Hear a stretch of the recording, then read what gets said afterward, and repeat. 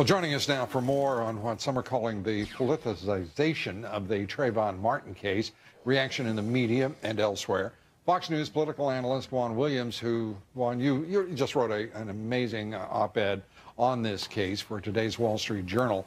And you point out that there's a real disconnect between the black community's leadership and the black-on-black violence that's occurring nationwide here. And they apparently are choosing to all but ignore that. It's incredible, Lou. I mean, you know, you talk about the big story here. The big story is that almost half of all the murders in the United States are of black people. And get this, Lou, 90% of them are committed by black people. Well, in any community with that kind of situation, you would think there would be a four-alarm response from the leadership of that community. And to the contrary, nobody says a word. It's outrageous. And in the Trayvon Martin case, everybody runs immediately to start a march of protest to put political pressure in place over one case. And I think that there is a justifiable outrage over that case. But the larger issue somehow goes unattended. And it's not just the murder rate. We could also talk about everything in terms of violent crime, rape, robbery, and the rest. It is just an epidemic inside the black community. And with regard to the Martin case, you know, the kid was suspended from school. Again, huge numbers in terms of black and Hispanic kids. I believe it's 22% of all black and Hispanic kids in the United States suspended in the course of last year.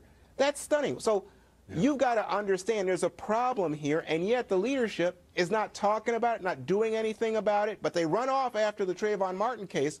And I suspect they do that because they think it fits some historical model, but the reality of today somehow escapes them. Yeah, that's an interesting point, a historical model, and because then they're almost, you know, they're trying to draw an analog between whatever they're doing or demonstrating against and the height of the civil rights movement in this country. As you point out, and I mean, I find that stunning. The Congressional Black Caucus, I mean, I don't understand the disconnect that you've identified so well. And I think a lot of people are confused in this country right now by the attention that is drawn by, and I want to ask you about this. The New York Times reports that the young man who shot and killed Trayvon Martin, George Zimmerman, is, quote unquote, a white Hispanic. Now, I've seen on surveys non-white Hispanics, but using this kind of art in language is it for a purpose? I mean, are we now to start, he's described himself as Latino, he's a registered Democrat. What are the games that are being played here? Oh, tremendous political games. And I think, again, people are looking to create political boxes, to put people in boxes so they can more easily decide good guy, bad guy. And again, going back to what we're describing as the historical model, I think ideally they'd say, oh, this is a white racist who acted on a purely racial basis, and therefore they don't even have to get him arrested and put him before some grand jury. They just want to throw the key away. But again, I think those are political games. The reality is something terrible happened in the Trayvon Martin case. I suspect racial profiling may have been at play. All of that's real. But the fact is, when you look at what's going on in terms of, let's say, cable TV and the images of young black men and young black men who wear jailhouse fashions and all long hoodies or whatever else, Lou, and then you say, oh, yeah, well, they do that because they want to be intimidating. They think it's like an attitude. They think it's cool. And then if people react and say, hey, I find it threatening, I don't like it, or I find it off-putting, then everybody says, oh, you can't do that. Well, certainly it's no justification for murder. Don't mistake what I'm saying.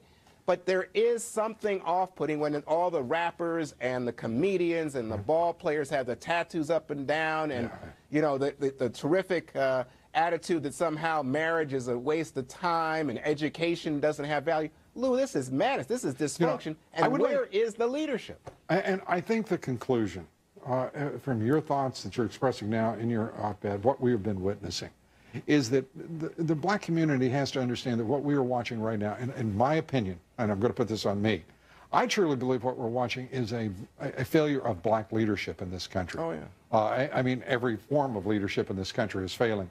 But this instance in which black leaders focus on this one individual, as we've said, it's a tragedy. But you know what? We don't even know the facts.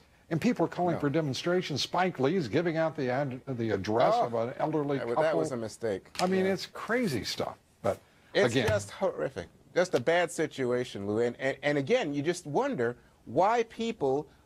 There's an epidemic. Philadelphia, Chicago, here in Washington, D.C. every day. Kids killing kids. It hardly makes the papers. Yeah. No response from leadership. Trayvon Martin, front page. Everybody's running down there. It makes you wonder: are they missing something?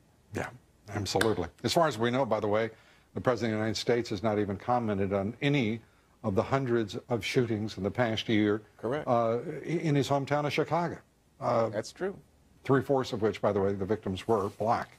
Black, absolutely. Juan Williams, we thank you for being here. Appreciate it, my friend. My pleasure, Lou. Good to see you.